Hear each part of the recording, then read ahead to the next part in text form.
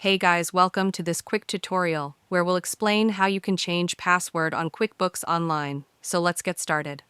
First, log into your QuickBooks Online account. After logging in, go to your profile.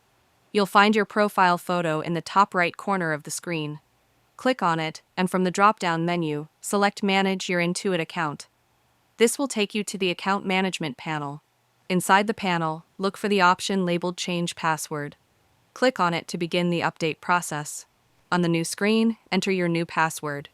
For better security, your password should be at least 8 characters long and include a mix of letters, numbers, and special symbols. Once you've typed your new password, confirm it by entering it again in the confirmation field to avoid any typos. When both fields match, click Save to finalize the change. And that's it, you've successfully updated your QuickBooks Online password. If you found this video helpful, consider giving it a like and subscribe.